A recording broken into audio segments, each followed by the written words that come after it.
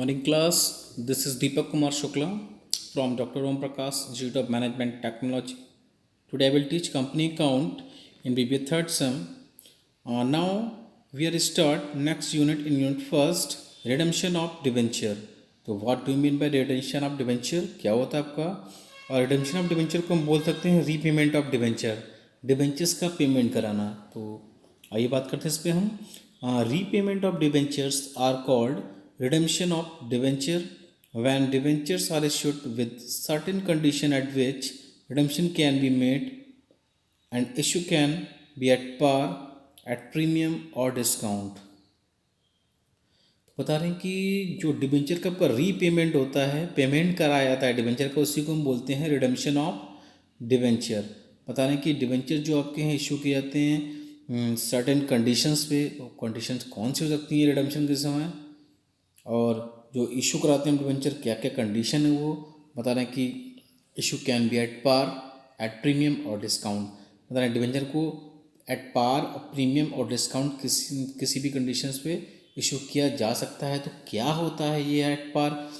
Suppose that अगर किसी भी डिबेंचर की फेस वैल्यू 100 रुपीज़ है और वो 100 रुपीज़ में ही मार्केट में इशू किया जाता है, तो ये आपका हो गया debenture issued at par. Next आपका है डिबेंचर इशूड एट प्रीमियम. क्या होता है ये आपका? अगर किसी डिबेंचर की जो फेस वैल्यू है आपकी, डिबेंचर की अगर फेस वैल्यू जो आपकी है वो 100 रुपीज़ है और डिबेंचर मार्केट में इशू होता है above the face value, that means 100 का है और अगर वो 100 से ऊपर आपका इशू हो रहा है 105, 104 या 102 में, तो ये आपका हो गया debenture issued at premium. Next आपका है डिबेंचर इशूड एट डिस्काउंट. क्या होता है?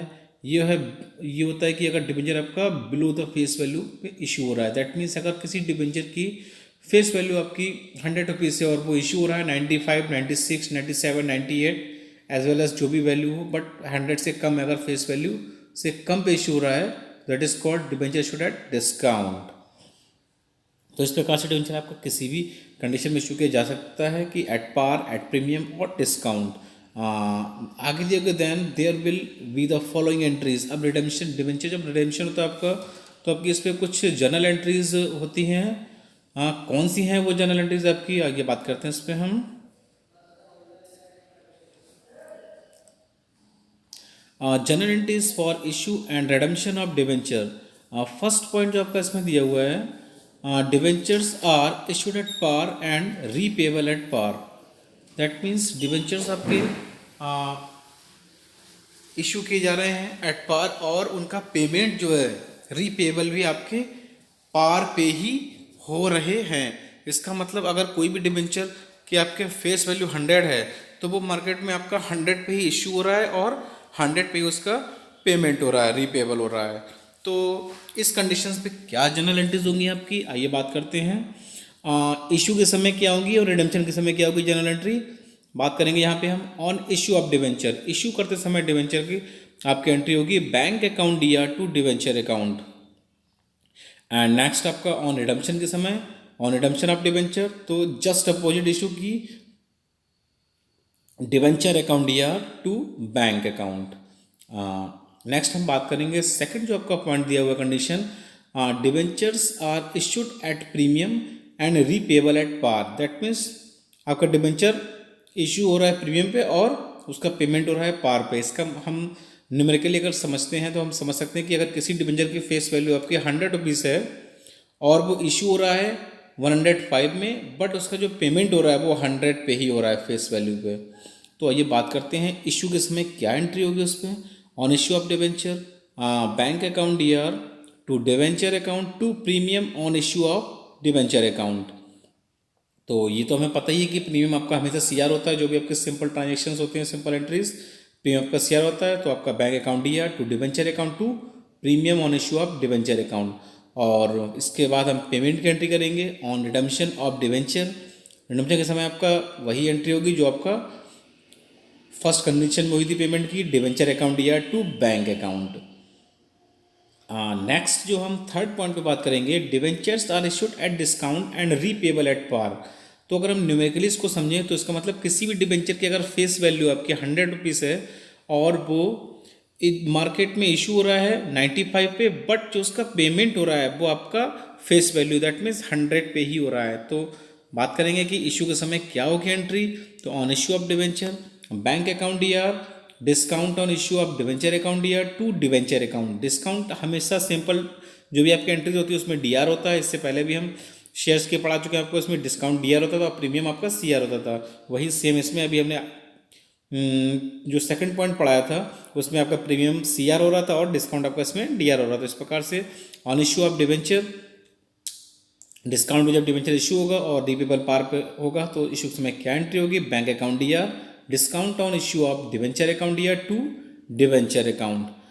नेक्स्ट आपका रिडम्पशन के समय ऑन रिडम्पशन ऑफ डिवेंचर क्या एंट्री होगी, debenture account DR to bank account. तो रिडम्पशन के समय जो तीनों आपके कंडीशन है सभी में सेम एंट्री होगी। इसमें भी आपका debenture account DR to bank account.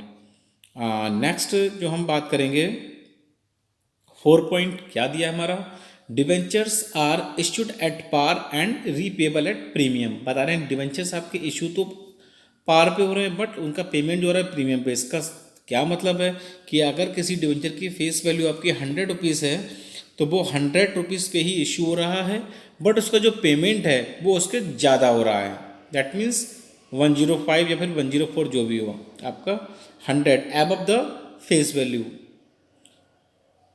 तो इस कंडीशन में कंपनी को आपका क्या लॉस होता है।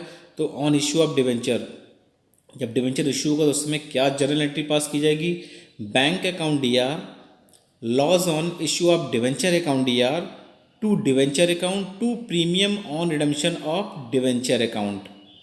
ठीक है, तो जब आपका इशू एट पार पे होगा और जो पेमेंट है वो प्रीमियम पे होगा, रीपेबल प्रीमियम पे होगा, तो आपकी ये एंट्री आपको करनी है, bank account DR, loss on issue of debenture account DR to debenture account to premium on redemption of debenture account.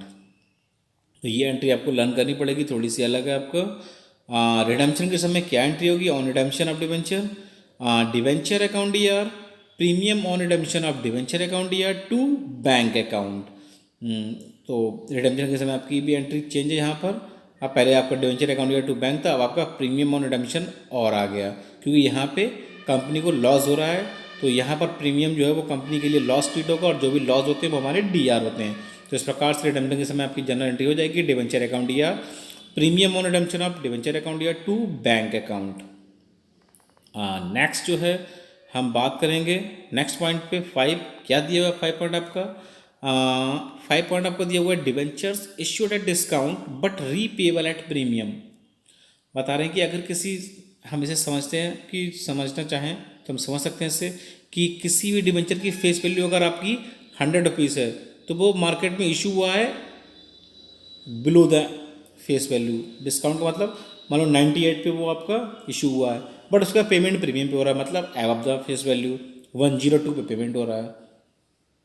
तो इशू इस समय क्या जनरल एंट्री होगी, सेम आपकी जो 4 पॉइंट हुई है वही एंट्री होगी। क्या, bank account DR, loss on issue of debenture account DR to debenture account to premium on redemption of debenture account.